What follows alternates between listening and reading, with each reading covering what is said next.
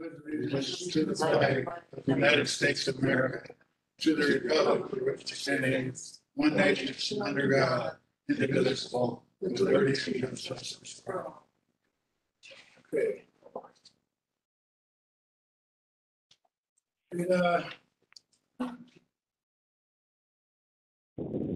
Presentation by Justin on the 2050 Metropolitan Transportation Plan update and interactive public engagement. Yeah, so some of you may be familiar with this. If you attended any of our public input sessions that we had over the last couple months, I'm going to bring this up again and give those of you a chance that haven't participated an opportunity to kind of go through. So we've been working on our Metropolitan Transportation Plan for, oh gosh, probably 2.5 years now. It's a long process, but it makes sense to be long because we're looking out to the year 2050. So not something that's, quick or easy to do. There's a lot of projections, a lot of modeling that goes into this, a lot of data that we need to kind of crunch the numbers for. So we've presented the MTP a few times to this group here, but just want to kind of go through it one more time for anyone that may be unfamiliar or forgotten since the last time we kind of talked about it, because it is kind of a big, abstract, strange concept. But this project or this process is a function of Eastgate's Metropolitan Transportation or Metropolitan Planning Organization side. So this is our transportation side of our agency that we're required to perform this planning exercise, create this document. And it is the largest overarching transportation document we put together. We've had Stephen Zubik in, and he's talked about the TIP, the Transportation Improvement Plan, which is all of our funding pieces. A lot of that gets plugged into this document. And previously, who does our safety, our transportation safety work. And we put together a regional safety plan. That gets plugged into this document. We're currently working on our bike and pedestrian plan. Again, another little component that plugs into this larger overarching document. So every 5 years, we take a look at this plan. Some years we have to write a whole new one. That's what we're doing right now. We have to completely work from the ground up and kind of start fresh and go from beginning to end. In 5 years from now, we'll take a look back at the plan that we create currently, and we'll just update it. So it's kind of like a tick-tock schedule where every 10 years, we're creating an entirely new plan, but that intermediary 5 years is just a chance for us to refresh, figure out what new technologies have come out, best practices, and really kind of plug those in and integrate those into our planning process. So we're not caught behind the times and we're not working off of old information or old data. So what really gets looked at this is high-level visioning of what we want the region to function as, what we want it to look like. Transportation, because there's a lot of funding behind it, particularly from the federal side, can influence a lot of behaviors and a lot of activities in our communities. It can guide decision-making on land use. It can guide decision-making on business development in terms of, if there's transit access to get people from where they live to where they work. So a lot of these components get thought through and we run some models and some scenarios that really look at all possible outcomes for 2050, which is just shy of 30 years from now.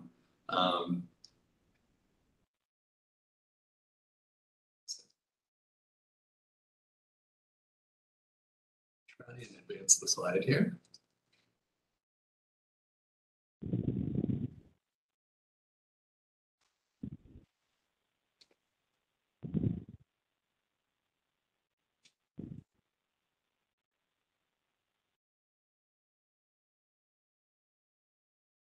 So what do we look at in this plan? Obviously, transportation. It's a part of the transportation side of our agency. It's, like I said, the most foundational document we produce and is all-encompassing. So it covers transit, it covers safety, it covers bike and pedestrian, it covers, our funding programs, all of that. But there are two things that I think are core and critical that we need to make sure are just as important as the transportation aspects of this plan, and that's equity and quality of life.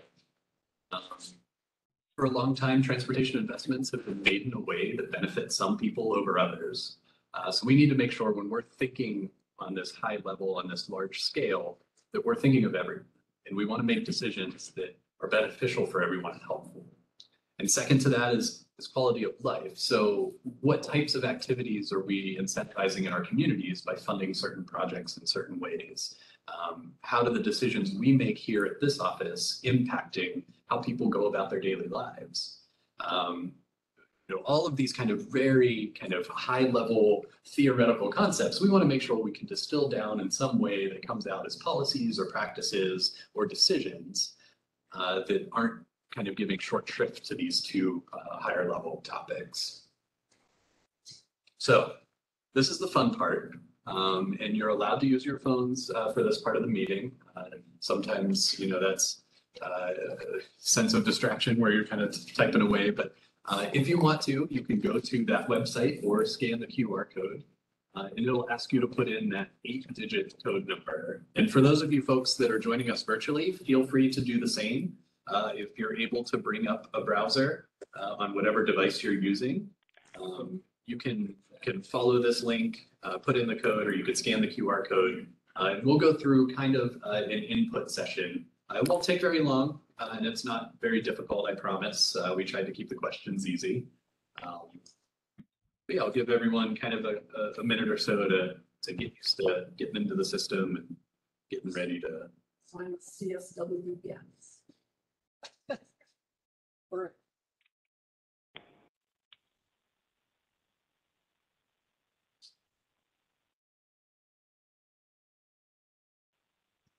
it's okay that I do this again. Yeah. If you have participated in this previously, feel free to do it again. No worries about duplicate data or other answers. You may even have a bit of an advantage on how to answer some of the questions in a way that. Is it Justin? Yes. Hi, it's Phil Pegg, Vienna Township. Hi, Phil. One of the questions I have, are you guys including the Hyperloop? That's not currently a project that's been submitted through our agency. So there's no official inclusion of that into our Metropolitan Transportation Plan. There is a component of the plan that talks about future technologies, particularly related to transportation. Our document will likely cover more on the electric and autonomous vehicle end. I don't know that there's necessarily a lot of talk about Hyperloop passing through our area. Well, I know two things. First of all, it's been about maybe 3 years ago. Those people came to town. I attended several of their meetings. Mhm. This last weekend on cleveland.com, they're continuing to talk about the Hyperloop, but they're no longer talking about Cleveland to Pittsburgh. They are now talking about Cleveland to Chicago. I think that would be a loss for us if we don't get that section of Hyperloop. Yeah, I know we've had some conversations with our partners up at NOACA, who is the MPO for the Cleveland area. There are very early discussions about more on the rail side than the Hyperloop that would extend down our way. I think from our agency's perspective, we're open to looking at any possible option, but that seems maybe a touch more feasible. But yeah, I mean, we're not going to immediately turn away any ideas, and we'll be sure that we write the document in a way that doesn't exclude any possible options or outcomes in terms of intra-regional travel. So it's certainly a consideration. As far as a project wise, it likely won't be included in the projects portion just because someone would have to lead that effort. And currently in our region, no one has kind of taken up that flag. Thank you.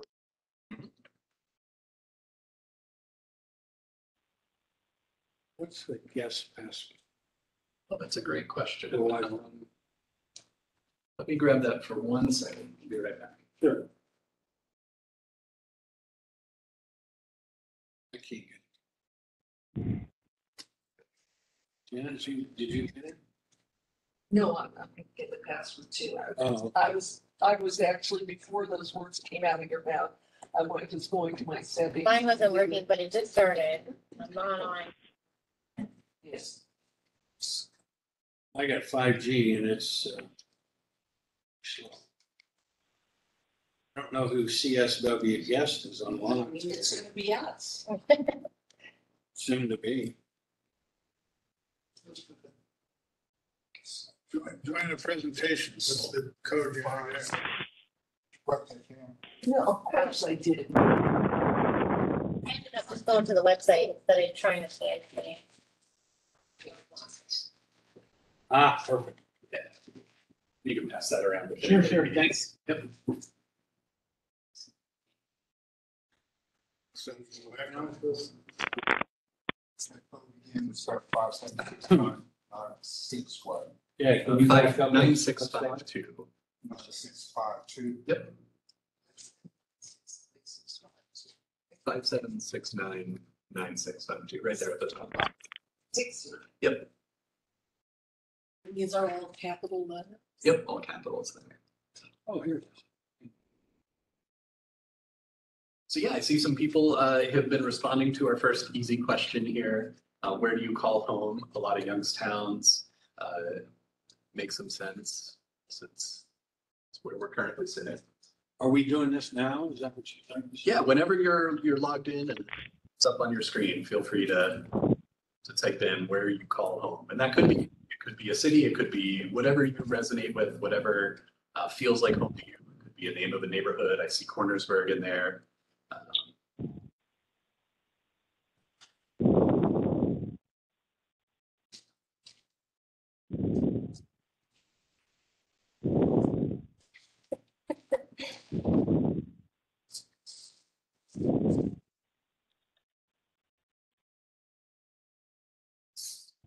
Excited or is that a?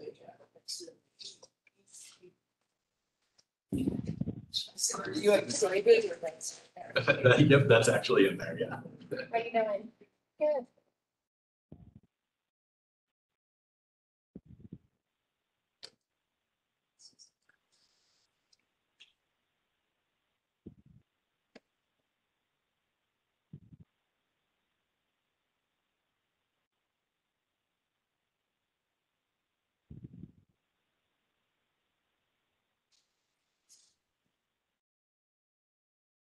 Justin, Yeah.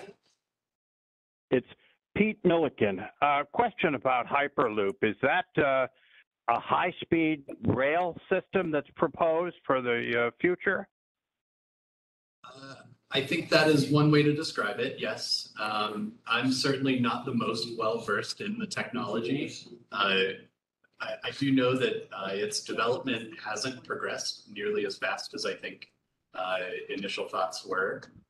But you know, willing to kind of see what comes from it and if it's a viable solution. But I think it's similar. I think there's some vacuum-based technologies. I think at one point it was similar in technology to maglev. So I'm not sure specifically where they've landed as that project has continued its development. Yes, Justin, if I may. Yeah. Yep. Hyperloop, yeah, they're going to draw the air out of airtight tunnels. The train runs on magnetic. It's estimated that they will be able to transfer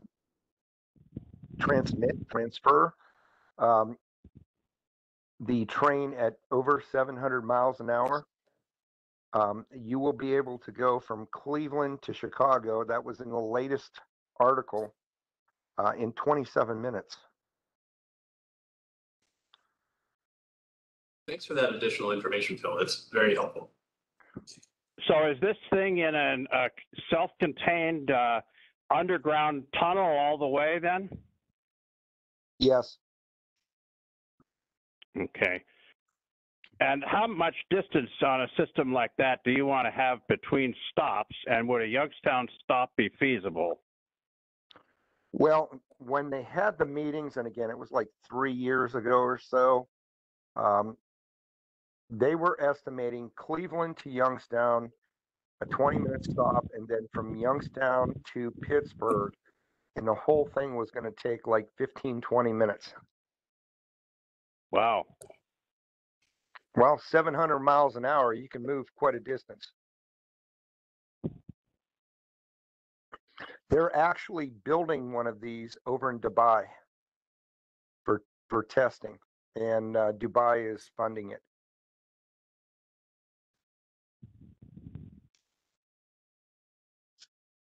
Thank you. Yeah. Hit it 3 times. Yeah. All right. So we see a lot of Youngstowns, a lot of Warrens, maybe some duplicate Warrens, who knows? But all very good. Yeah. So we'll keep going here. So all of these questions you'll notice are going to be a little theoretical, a little subjective, but that's on purpose. It's intentional. We're not really looking to get into some hard data here. But what we're asking you is to grade the region's transportation. So as you travel around your community, as you travel around the region, what do you think? Do you think transportation here is better than in other communities and it deserves an A grade? Do you think transportation here is more of a barrier than in other communities and deserves an F, or do you feel like somewhere in the middle?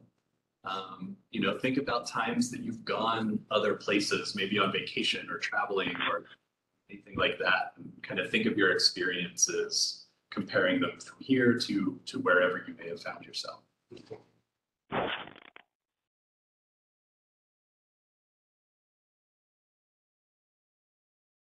And again, no right answers. You know, everybody has a different perspective, and I think that's the most important part of these types of input, is that we gain all of these perspectives through asking these questions.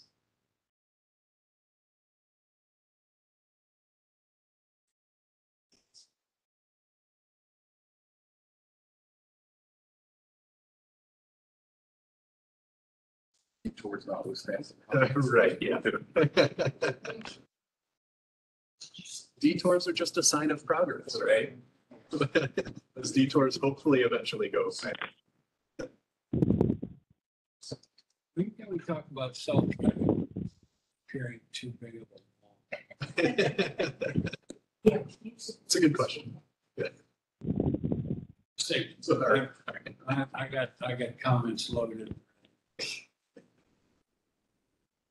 All right, so we can see some of the responses here, you know, trending a little higher. Nobody thinks that we're completely failing. I think that's a good sign.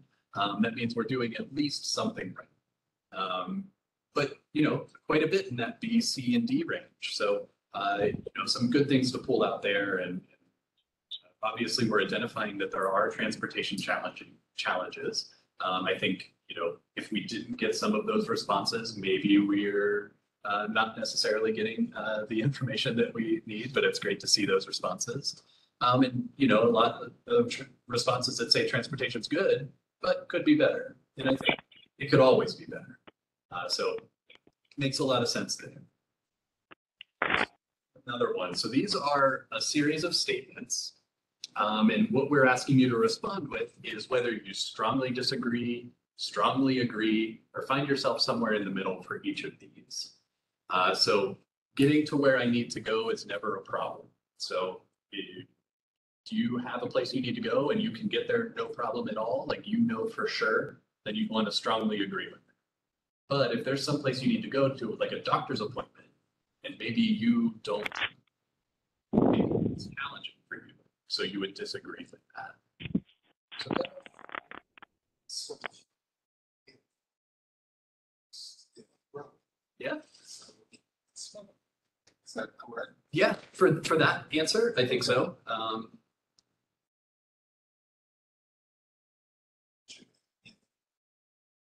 Yeah, yeah. You could go dead center. You don't disagree or you don't agree. Yeah.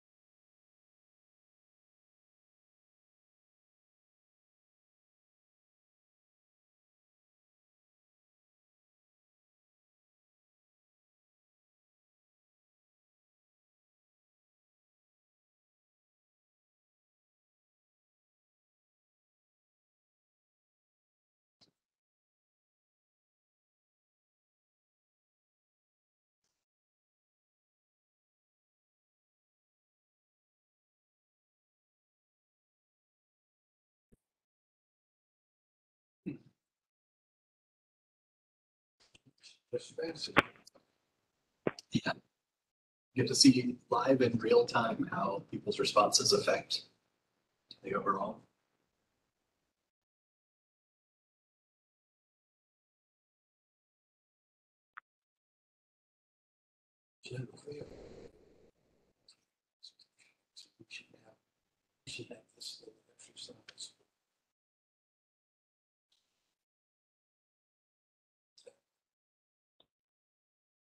Just to update you, the January. You said that. No, the January, did just update you. All right. So we have another couple seconds, but we'll go through the responses here. So getting to where you need to go, never a problem. A lot of people agree with that. So our transportation system tends to work, I think, for most people. There certainly are challenges and there certainly are areas that transportation access is more difficult pertaining to access. Transportation costs are too high. So slightly lower response, so more disagree category responses here. So no one's feeling the pinch at the pump for filling up their vehicle with gas. I think timing has a lot to do with when we ask this question.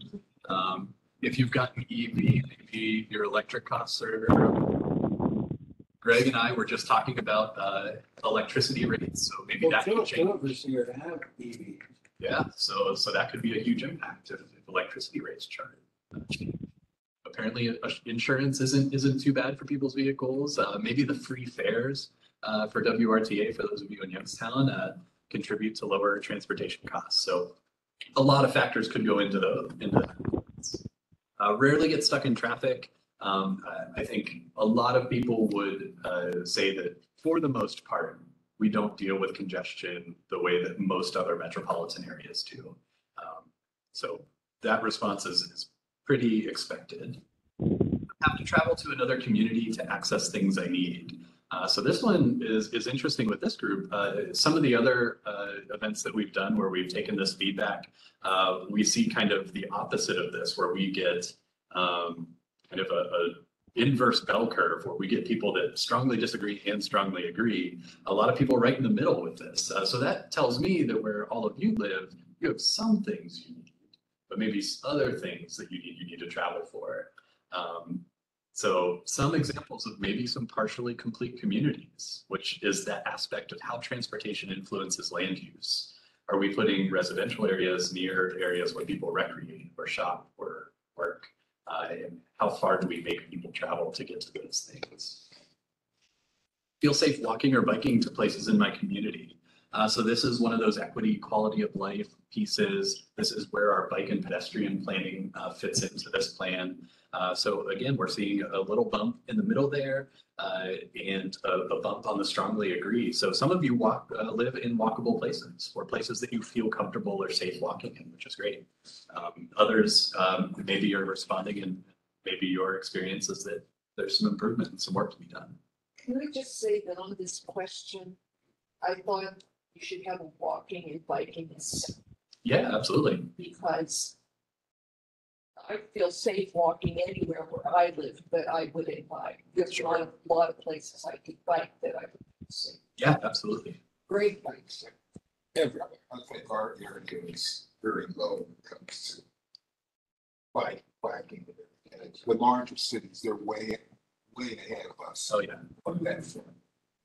When you talk about safety, what do you mean by safety? Or just people's ignorance of, people on bicycles and other stuff? That's a great question. And a lot of these are purposefully vague because I think that is entirely personal perspective. Yeah. What I feel safe, a street that I feel safe biking on is very different than a street that Janet may feel safe biking on. Sure. For a host of different reasons. So all of the above, I'd say. As we keep moving down the list there, public transportation is a viable option for me. A lot of low disagree responses here, which means that either service isn't frequent or convenient enough. Maybe service isn't available or existent where you may live. So one of those transit plug-in considerations when we do our transit programming and work with agencies like WRTA and Trumbull County to service public transportation needs, something that certainly needs addressed, I think, in a big way in this plan. And then the infrastructure in my community is sufficient for all modes of transportation. So getting to that idea of safe for biking and walking, maybe more on the infrastructure side and what pieces are in place. So whether you've got sidewalks, whether you've got ADA curb ramps, whether you've got bike lanes, or if you just have a Shero, or maybe you have really great facilities near you. Judging by the responses to this question, probably not. So again, like Jerome was saying, a lot of work to be done to catch up, especially on the biking side. And then most of my trips are short distance, less than 5 miles. So this group tends to agree with that a little more than that, which is great. That gets back to that question of how far do you need to go to meet your needs and access the things that you need to access. So congratulations to all of you again. Talk to people about busing, and they're like, running from downtown at the same. Can't answer. Up in the air is sweet. This is supposed to be coming next year. Yeah, but there's issues Yeah, with autonomous in general Yeah. now. So there's some, I think it's a trust. so will it actually be? Well, Janet, I think people, not to trample all over your Yeah. comments. I don't. But, I think people had issues with horseless carriages. Yeah, too. no, it's not the people, it's, the government is reviewing. Like they've subpoenaed, or they're looking at even Elon Musk's, when they're claiming testing stuff, they're reviewing it because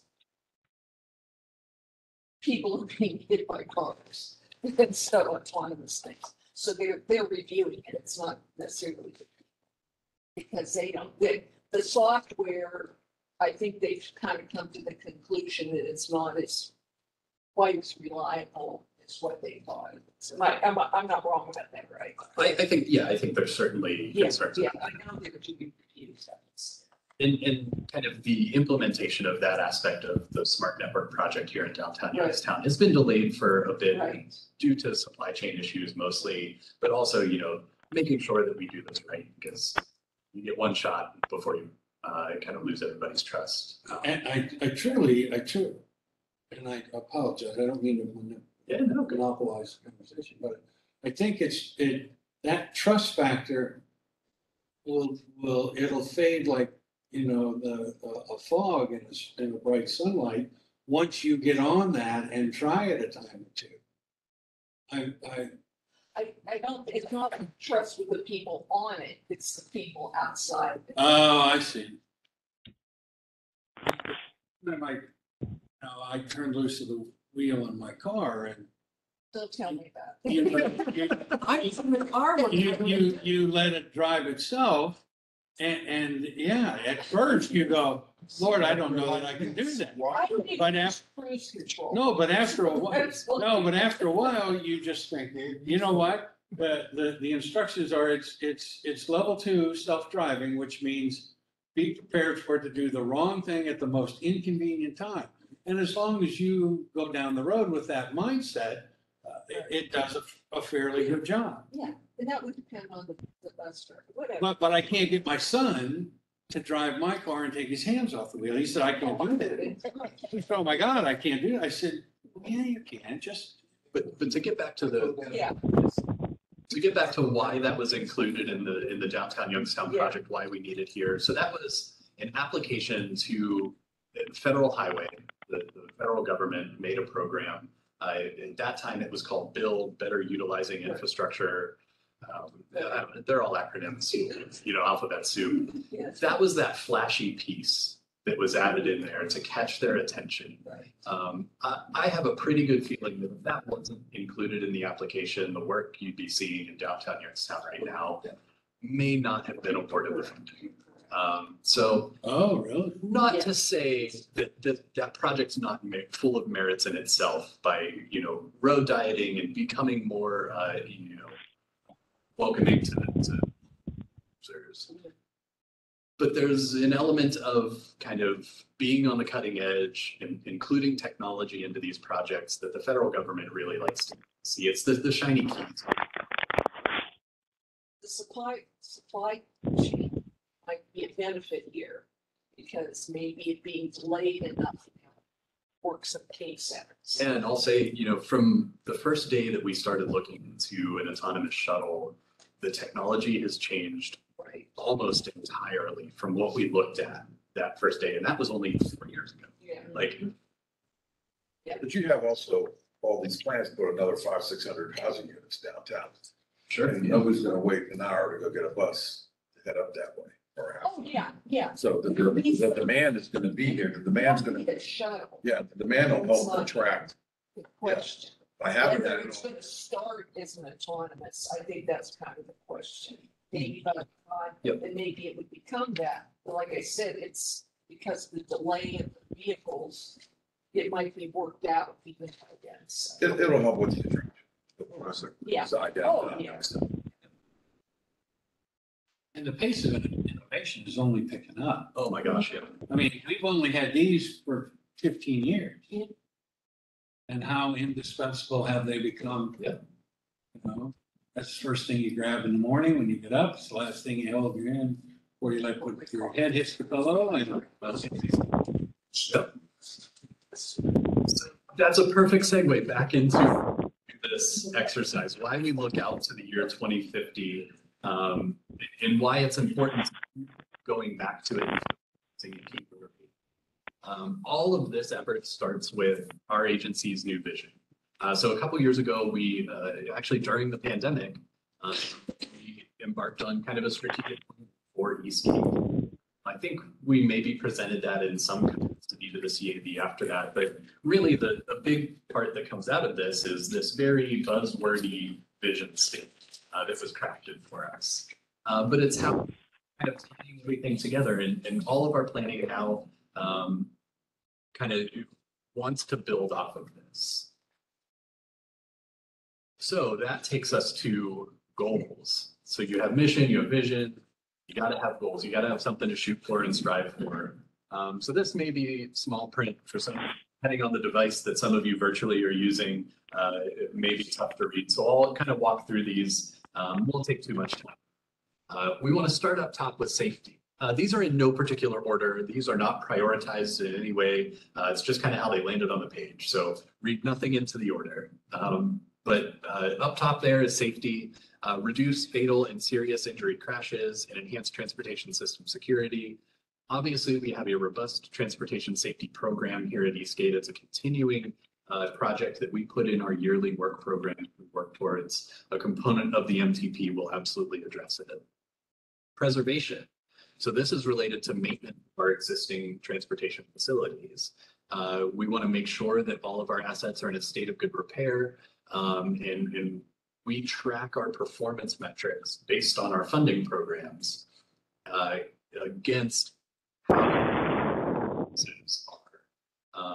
there are some elements of maintenance and preservation that we don't currently track or pay attention to, namely sidewalks, which I think could be something that we look at in the future.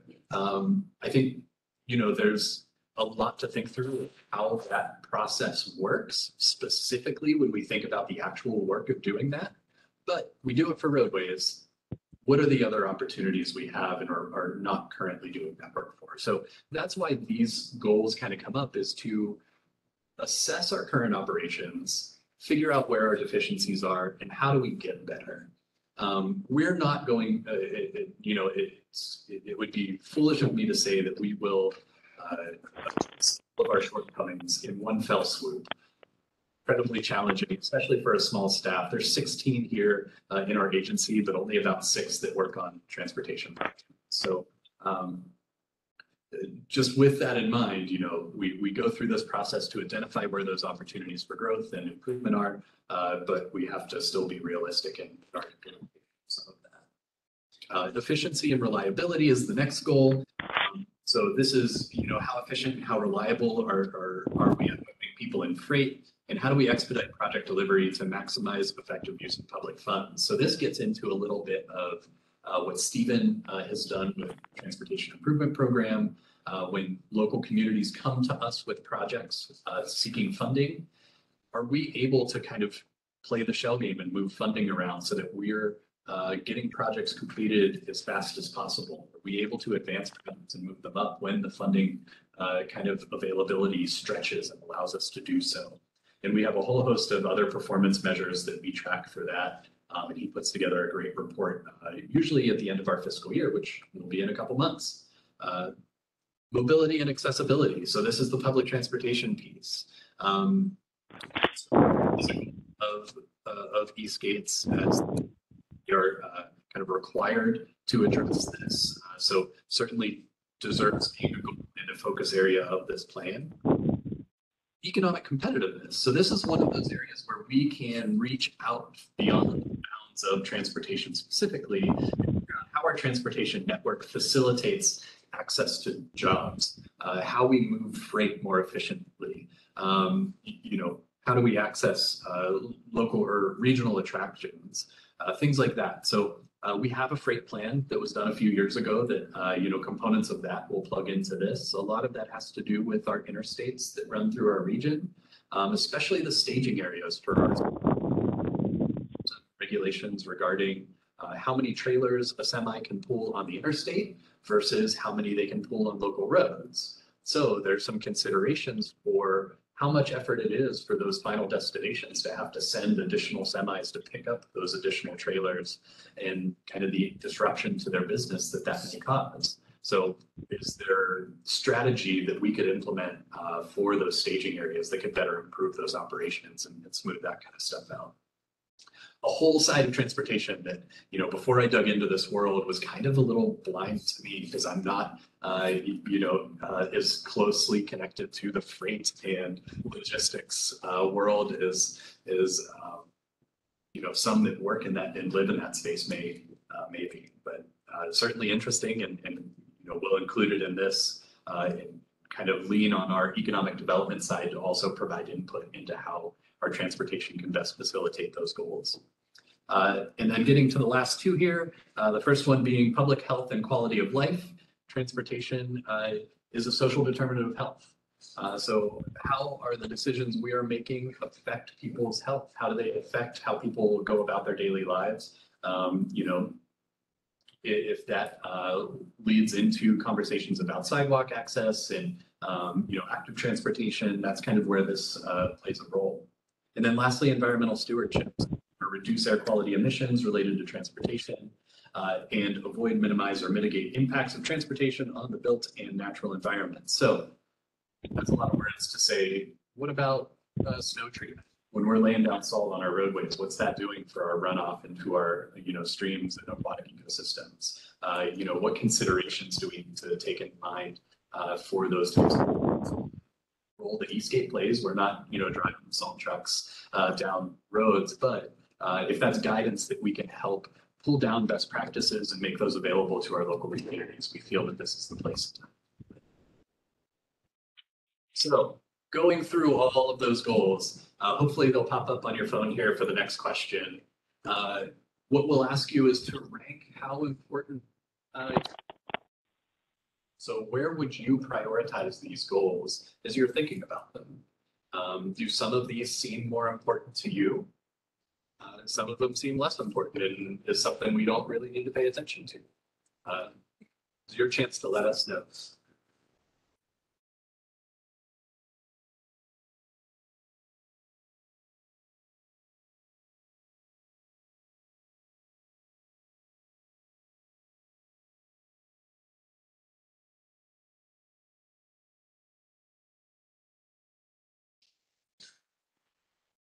You should be able to. She was submitted in, so you. Yep, yep.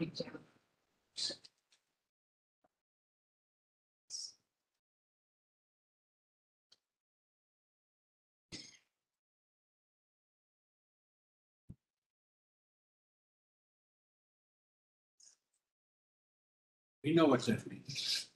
I wasn't done. There's no way to go back the opposite way. There's no way to go back. I'm not sure if there is.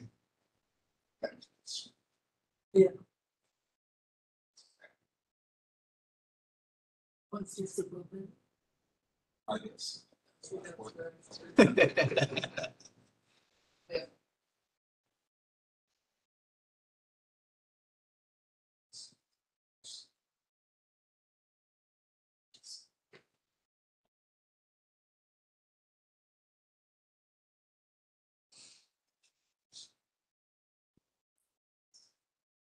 I did get back. Thanks. Yeah.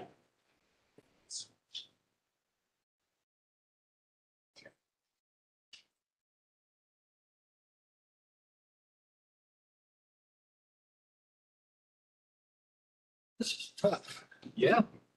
This is probably the hardest question. Well, there might be one more tough.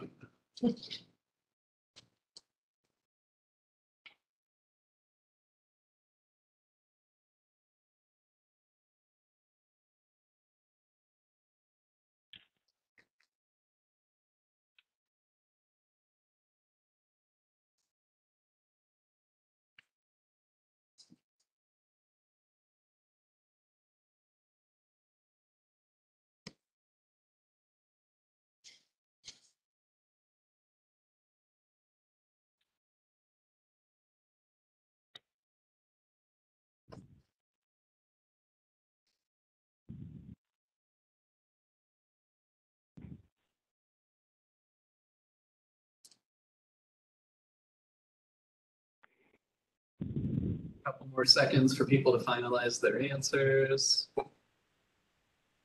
Hey, Justin, this is Ben Kyle. Hey, Ben. How you doing? I'm watching the data come in, and the mobility and accessibility is interesting to me because in the city of Hubbard, when we had this discussion, which is an ongoing thing about transit in Trumbull County, we at our office, in the mayor's office, and or any other outlet that is a formal government outlet, we've never received consistent requests other than the requests for senior specific.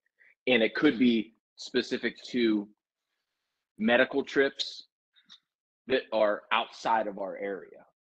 It's very interesting because this topic will keep coming up. It's only been discussed, for decades. But we come and go on the heavier discussions here in Trumbull County. But it's really interesting when you actually dive into some of the data, what people actually need. So I think getting a tool like this out to people would be great. Yeah, absolutely. Mayor, do you have an email? This is Janet Hazlett. Do you have an email? Yes. just like I- my I- my well, standard government one. I have the numbers for fixed route, what WRTA does in Trumbull. And would have what they do on the, and I can email you my numbers just to give you an idea of what's actually going on. I mean, what people are using, but I believe what you're saying. Yeah, it's amazing because I'll watch some of the fixed routes that are in Liberty, and just you ask yourself how can you do better? How can it improve? But yeah, I my email address is b.kyle Kyle at cityofhubbard-oh.gov. Janet, I'll send an email to Ben to connect Okay, you. I great. think that'll be easier. Yeah. And also, just an observation that I found out is there was no talk of fixed route transit needing it until it was there. So the fact that you don't have that, you will hear from seniors because that's all you ever heard ignoring. But now that there is fixed route, you and people see it, there's more conversation about that. But that's just what I've noticed as it's gone on. But yes. Absolutely. Yeah, and we have a volunteer-based van that we run for Hubbard City and Hubbard Township residents that is funded by our local Rotary Club, the van. And the stipulation is it has to be, local transportation, city and township only. And, one of the struggles, and we run it through our senior center and or the mayor's office, we can't get anyone to volunteer to drive it. And it's a really sad thing because then we've, for the last 3 years, relied upon, senior levy and or veterans transport or medical transports that to get people where they need to go because they need that door-to-door service. And ultimately, with the community scattered out and the lack of, getting one person to the place they need to go, the true door-to-door service it's going to be an ongoing fight. We need maybe regional transit. Well, real regional transit. Again, this is Phil Pegg from Vienna. We're going to need, and I know we're going to need it, RTA buses coming to Vienna to supply employees to our industrial park. It's not today, it's not tomorrow, but it's going to happen. The problem is, I believe that RTA only sees the 10 southern cities as well as the 10 southern townships. And guess what? We've got 24 townships, and they all deserve to be serviced. It's a really hard thing that we can't put all of our eggs in one basket. We're going to have to spread it out.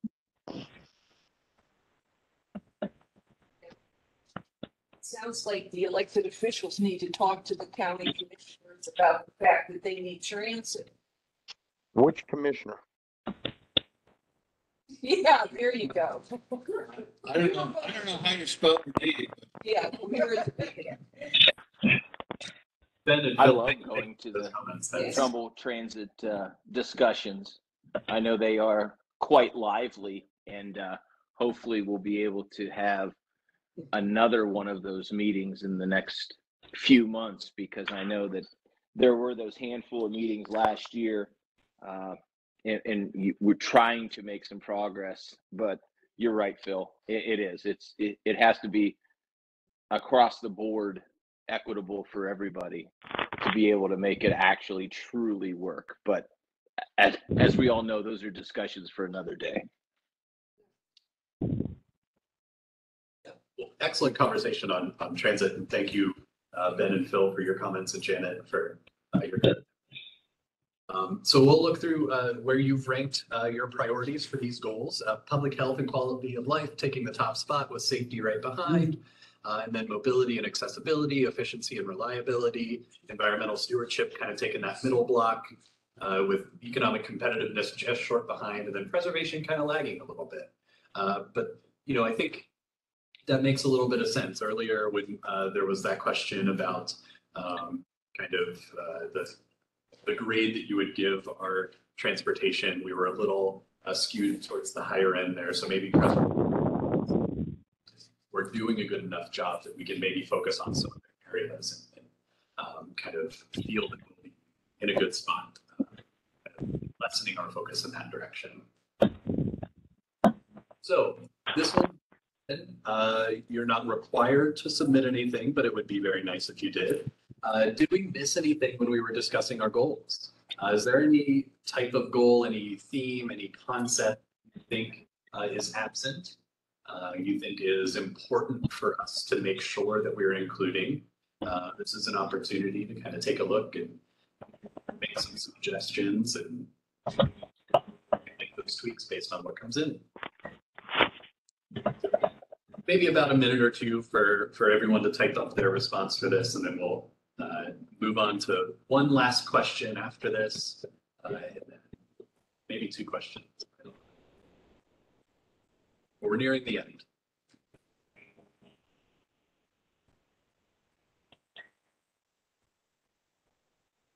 Hey, Justin, this is Ben again. Would it be appropriate in this section to list the actual transportation infrastructure? Because I know we talked about a lot of different things and a lot of things for the future. A lot of people brought up a lot of good things, but the true transportation infrastructure of the future, I think that's our biggest hurdle in our area. So are you referring to like future technologies or? True. And obviously I have, some of my hurdles that I have here within the city, but those issues within the electrical grid and or, aspects of true transportation infrastructure that, are being evolved, but there are so many things that are being lagged behind. And we're a prime example where there's hundreds of millions of dollars floating around there, but you never can obtain any of them to make improvements to then make certain projects a reality that go along with EVs. Yeah, and you may be aware we're currently conducting an EV charging plan of sorts. It's nearing completion. It should be out within the next couple months, at least in a draft form, and then we'll finalize it up after some comments and review. But that will assist our local communities in identifying locations that meet the criteria for installation of electric vehicle charging infrastructure. Certainly, as we think about through the year 2050, all of the concerns and kind of associated pieces of infrastructure that play into that will certainly need to be addressed in some capacity. So yeah, absolutely.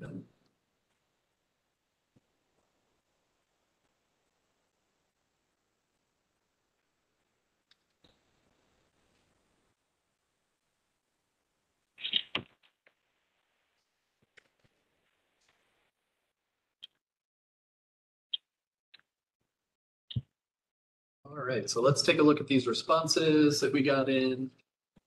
Funding sources and availability, absolutely. Should there be planning efforts to move us away from using fossil fuels?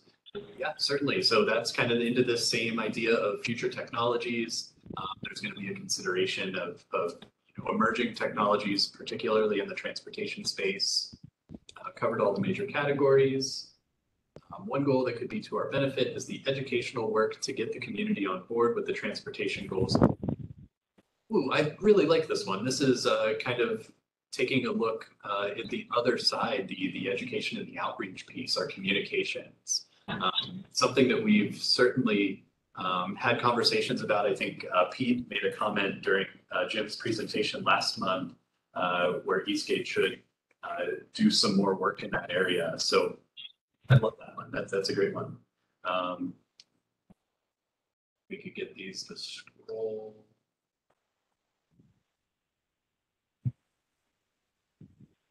Maybe we can plan to stop sprawling development. So yeah, this is another great one. So we talked about, what types of behaviors and development patterns transportation decisions can influence. That gets right to them. So excellent stuff. Anytime a major road other than a limited access highway is rebuilt, bike lanes and sidewalks are must-have items. Yep. Interstate traffic backups due to accidents are too frequent. Ooh, so this one's interesting. We do participate in our both counties' local emergency plans. And that's certainly a topic of discussion that comes up at those meetings. So yeah, a great point to make sure that that's included in this document as something we address.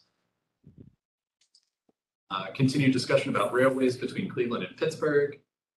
So yeah, intra-regional travel, certainly something that's a big deal, especially locally to support a regional to multimodal transportation infrastructure and investment. Any opportunity I get the chance to input policy recommendations is my favorite thing to do. So I love that suggestion, right up my alley. Transportation infrastructure and EV support, much like Ben was talking about. And then there's a couple more that are below the fold there. Increase the electric grid in the future. Yep. And date-specific goals are a more meaningful measure of progress. I wish that didn't. Hey, look at that. Clearly defined steps to achieve benchmarked objectives to help all stakeholders monitor the progress. That's an interesting one, and not one that I have a whole lot of expertise in. Certainly we'll take that and bounce that around the office and see how we can incorporate that, because there's merit to it. So really tremendous. This is the best that we've gotten from any of these events so far. So thank you all. Yeah, round. So we're nearing the end here, but we do still have another question. We wouldn't be here if we didn't care. You're right, yeah. So how would you invest in these goals? So on your screens, it should pop up some instructions on how to answer this question. I do believe you could increase by 10% increments. So the way we've framed this question is, if I gave you $100 today to invest in these goals, how would you spend your $100 across these categories? Once we get the responses in, I'll explain the context that will kind of lift the veil on why I asked this way.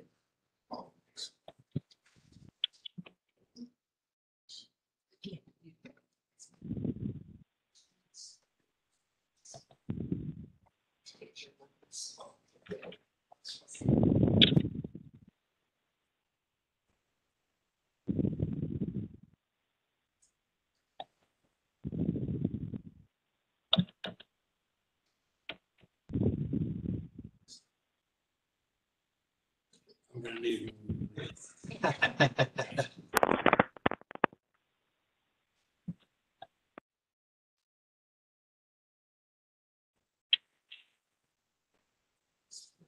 She didn't go back.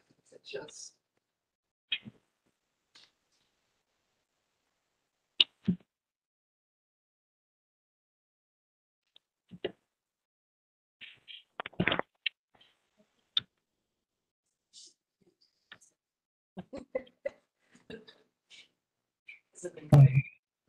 Janet, can I borrow some of your?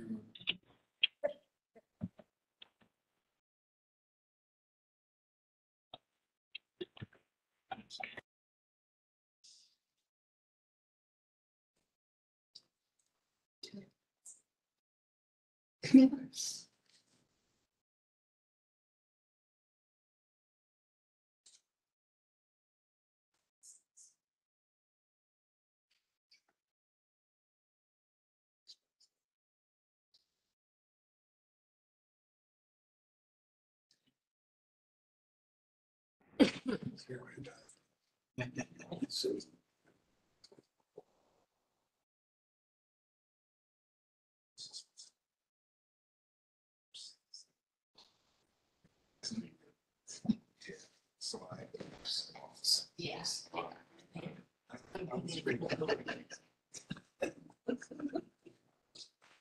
Tell Greta Thunberg. Cheesecake.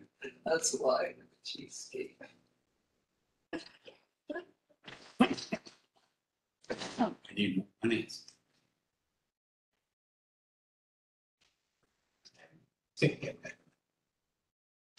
So we'll give another couple seconds for people to finalize their checkbooks.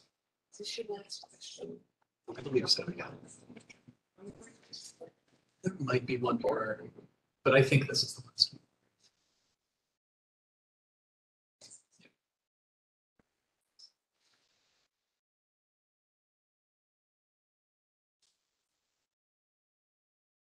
So there may be a couple still lingering out there for responses, but we'll kind of talk through.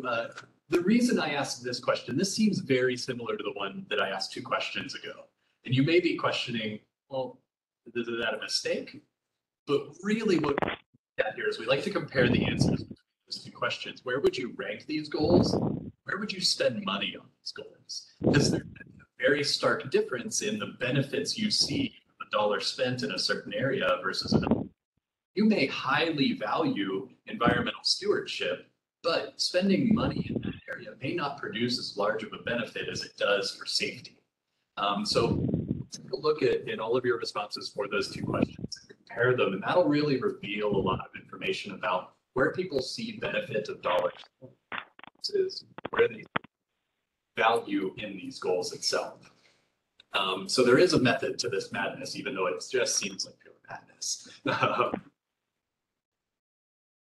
Let's see if there's another question somewhere. Hey, that's it. So you made it.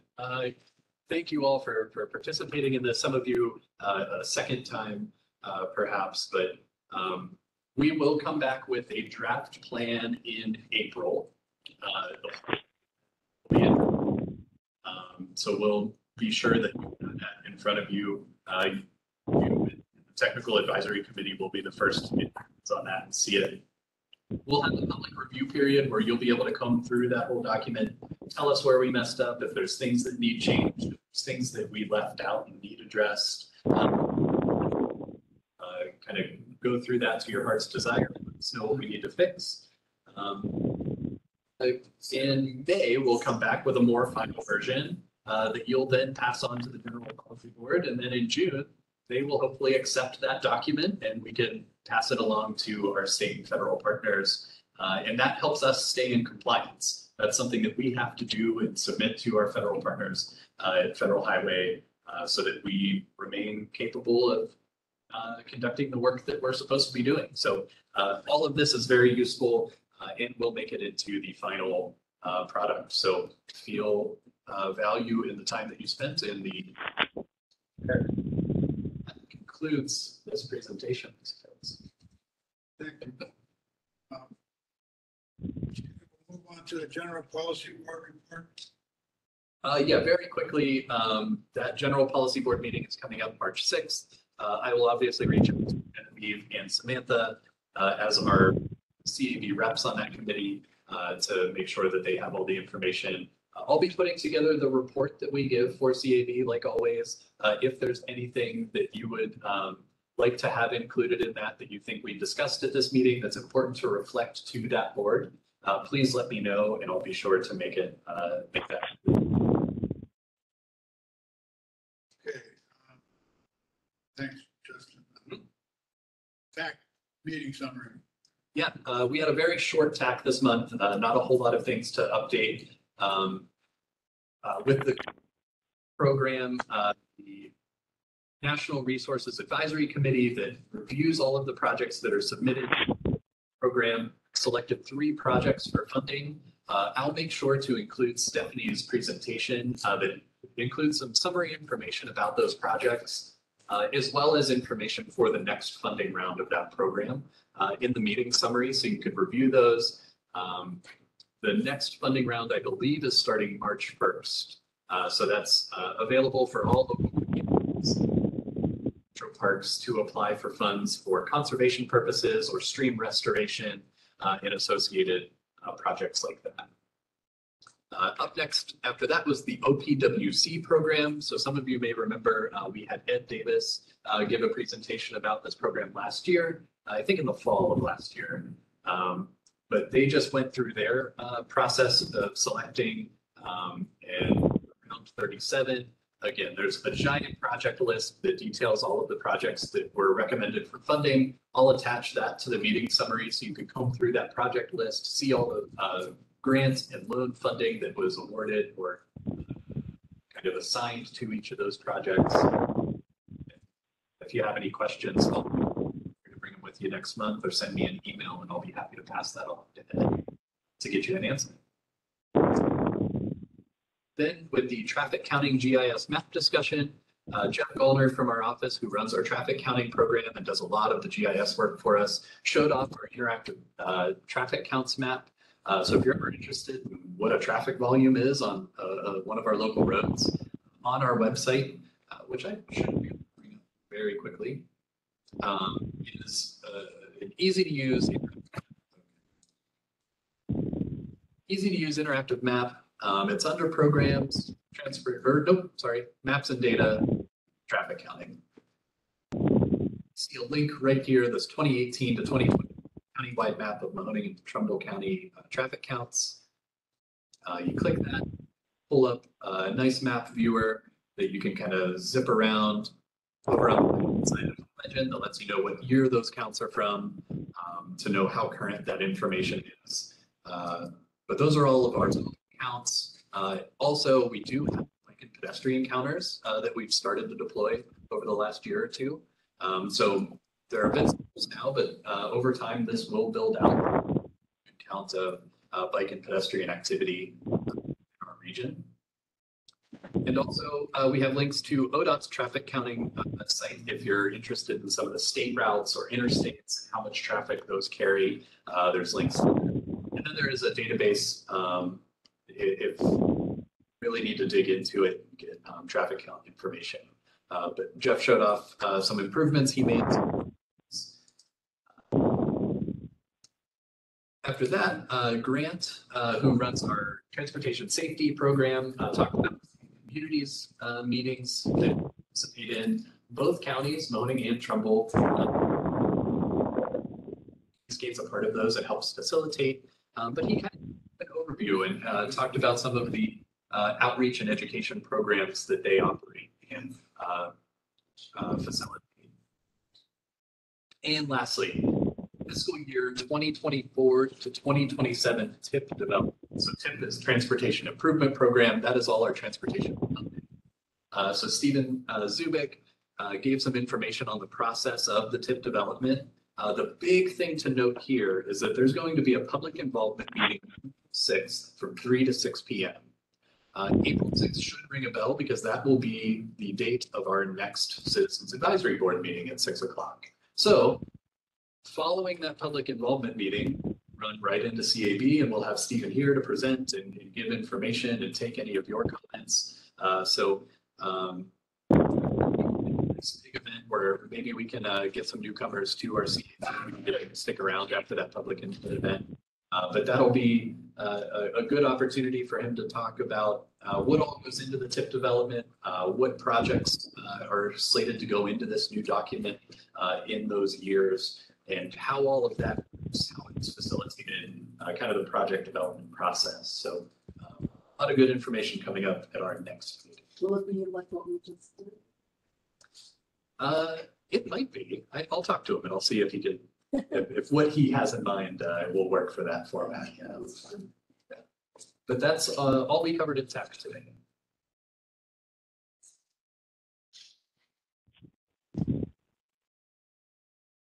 Okay. Board discussion now. Anyone have anything to discuss? Yeah, there was nothing from last month, but I just had a question. Yeah. There was a lot of maintenance on 680 this year and it's the Madison and the Expressway. And I just noticed that as soon as it got cold, potholes are all back there on 680 again. How much was spent on all of that? it's a good question. And I understand that they're going to talk about resurfacing 680 in 2026. It might be sooner than that. I'm not entirely certain. I can get an answer for you, but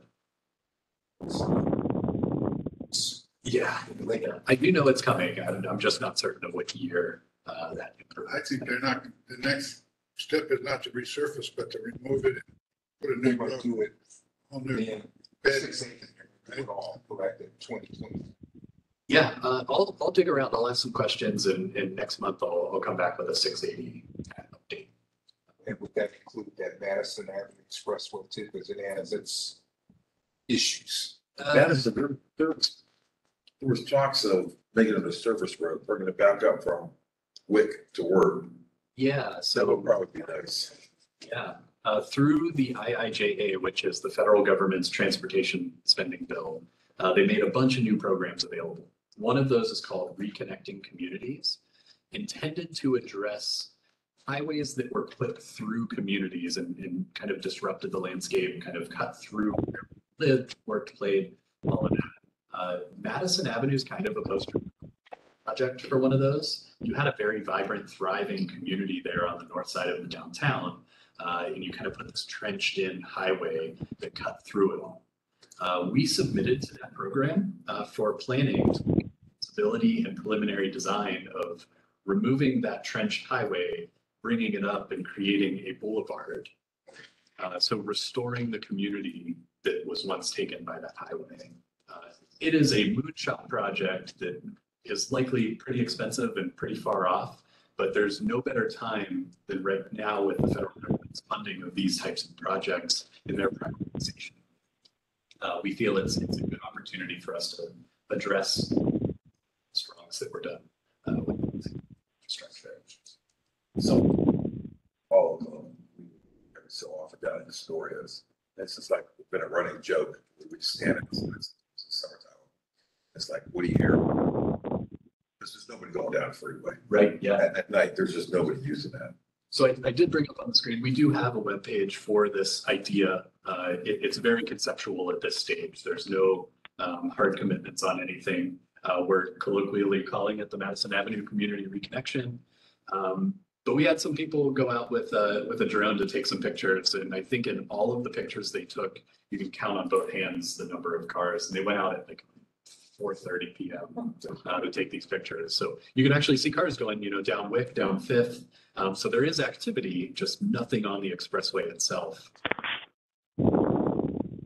I think this is a good topic. I don't want to take too much more time at the meeting, but we can cover this in some depth at a future meeting. I think this is a really interesting, creative kind of idea to explore. But yeah, feel free to peruse this website and kind of take a look at so far.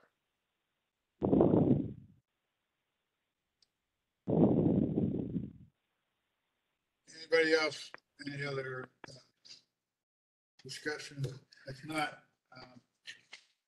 do have a resolution. Yeah, so this resolution will look very familiar to some of you. At the end of last year, we had a nearly identical resolution for air quality conformity.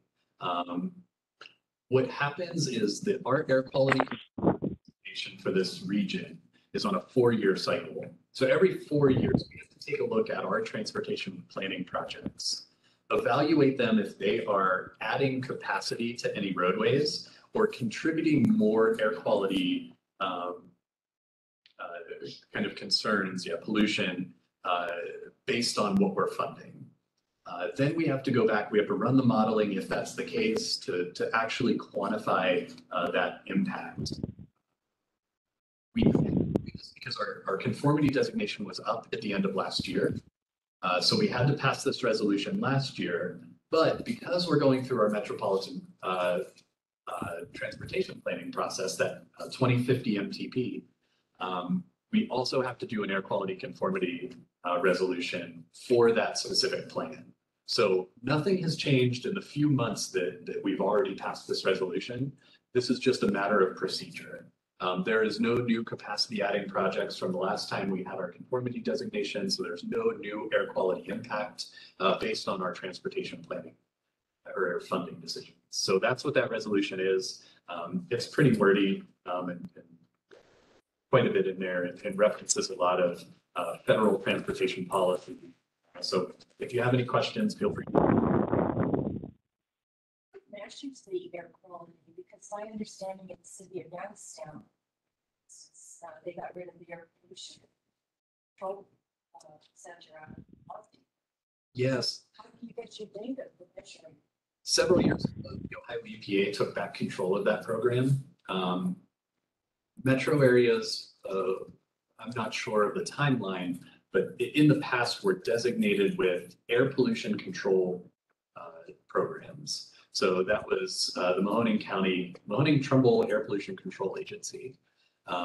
Several years ago, for whatever reason, I'm not sure if it was population dependent or other considerations, but that agency was closed down and the Ohio EPA took control of that. So the Ohio EPA is the one that monitors and maintains all of the current air quality monitors throughout the region.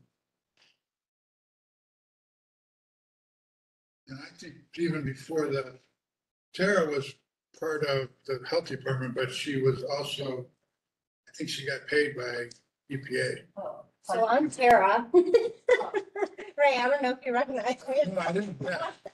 I knew I recognized you, but I didn't know who you were. So We may have the exact answer. administrator of the MTAC local branch, which is weird because I'm getting phone calls still for air pollution. It's been gone for years. Today I had to call Trumbull County and tell them, take us off the website. We've been, discontinued for, I think, almost 5 years now. Yeah. So it's basically a funding thing. And, the city of Youngstown was providing a local match since 1975. And most of our work was in Trumbull County.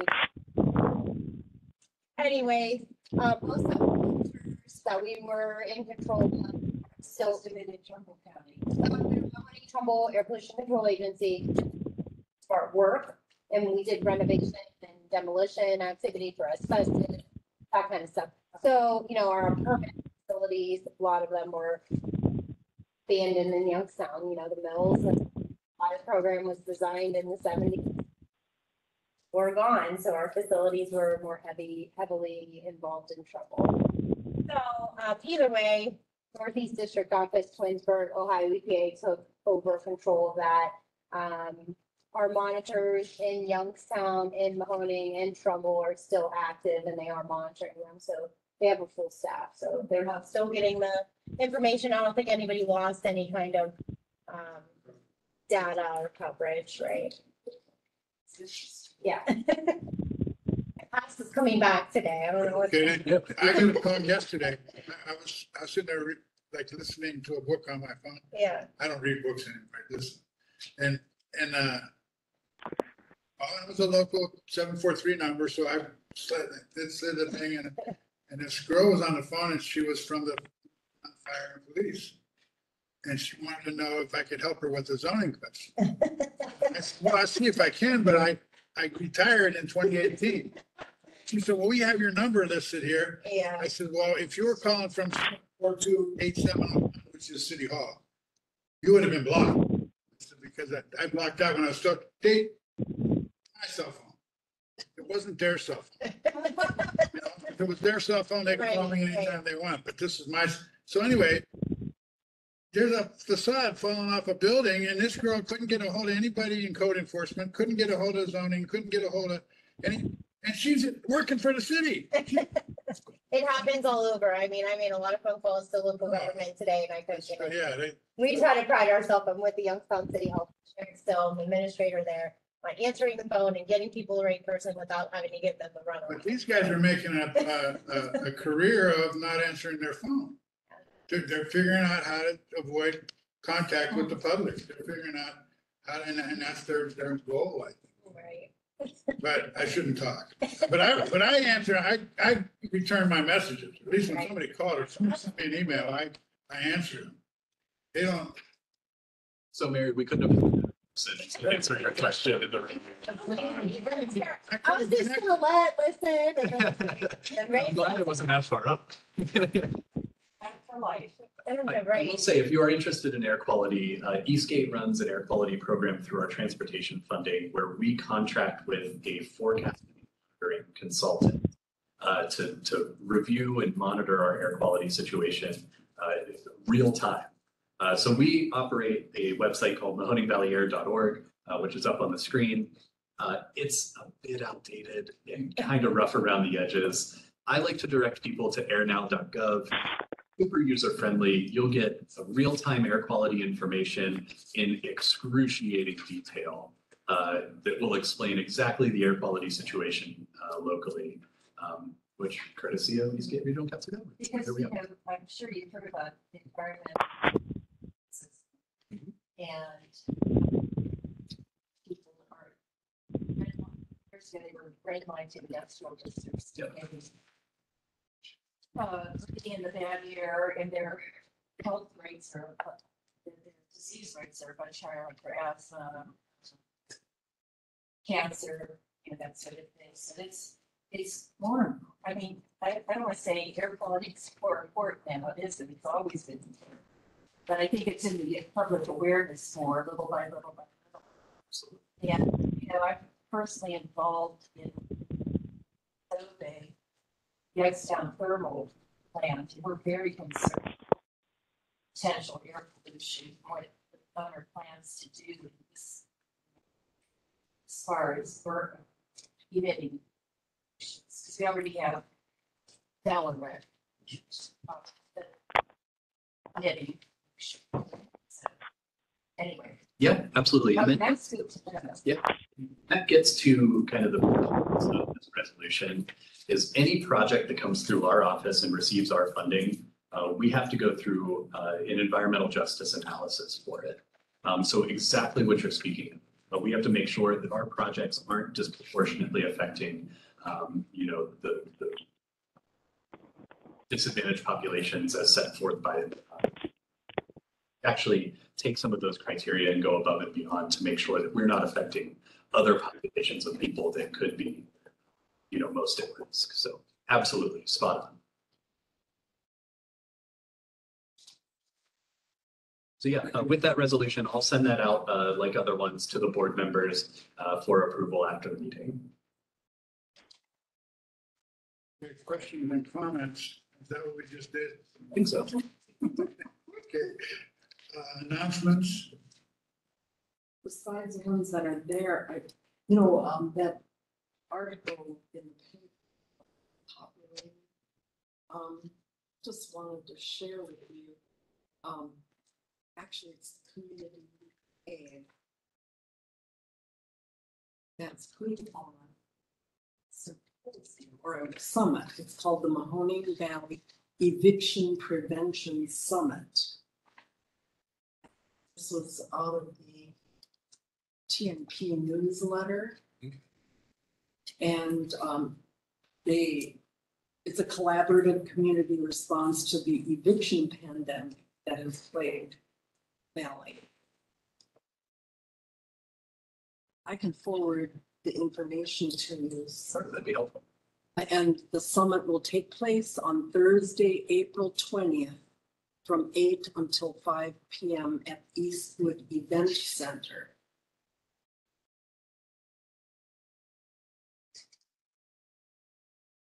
The guest speakers and be the Matthew Brody.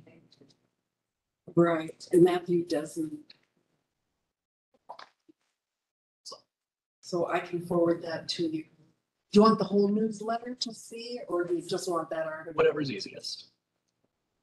I think if I just do the article, you'll be able to open it. Yep. You say Eastwood Mall? At the event center, they just. It's from 8 a.m. till 5 p.m. It's a full day on the 20th of April. There may be stands or the food court. Yeah. Okay, Justin, yeah, today's paper had an article about something for middle school and junior high or high school kids that work in the Appalachian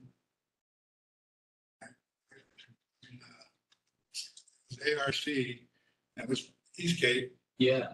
You know, do you know anything about that or? Yeah, so Appalachian Regional Commission is a federal agency for the Appalachian region. of which Eastgate's 3 counties, Mahoning, Trumbull, and Ashtabula, are a part of. One of their programs caters to middle schoolers, high schoolers, and high school teachers. It's essentially a summer camp opportunity. All expenses paid, but it is a competitive application process. I think I had included some information from a previous meeting, but I'd be happy to copy and paste that into the meeting summary for this meeting as well, if that's something that you have connections to, if you know middle and high school age students or high school teachers that would be interested in participating. It's actually in Oak Ridge, Tennessee. Yep. Sponsored by Appalachian State University. Yep. So, and the ARC. Yeah, I was interested. I said, that's a good opportunity for some local kids to get some travel and learn a lot. Yeah.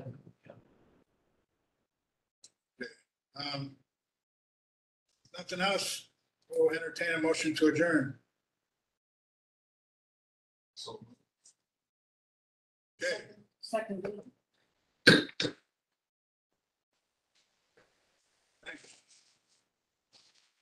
Right. That there's no CAB next month. We'll next meet April 6th, but the general policy board is next month. So Is there gonna be food at that? We're gonna be here from 3 until 8:30. oh, for the public input session, yeah, you all don't have to come at 3 o'clock, just to be perfectly, it'll be more open house style like our other public input events.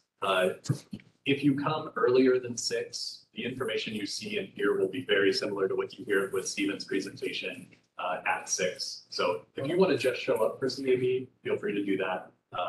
You'll be able to provide the input. It's more a way that we open up the time for people that don't want to stay through with this meeting to be able to still engage. That's the thing, reservation that stand alone, but I'm with We'll you. be rolling that out. District now, I didn't do that. I was with sanitary engineering, so I was with Mahoney County for about 2 you haven't years. had it for what? I just went back in November, so the administrators also on the financing, grants, and stuff like that. Right now, even lines. No, I'm with the city of Youngstown now, health district. Oh, I know him from going to the county. So if we got here by, That's my boss. Yes. Yeah, Stephen's going to go through his whole presentation at CAB. At that public input is going to just be more open house kind of conversation to provide. Yeah, CAB will get more information than what the folks do that just come from that. Next one. Yes. Run down. Yeah, I'm probably back anyway, so. Justin, I don't know if you heard my comments, but people who are on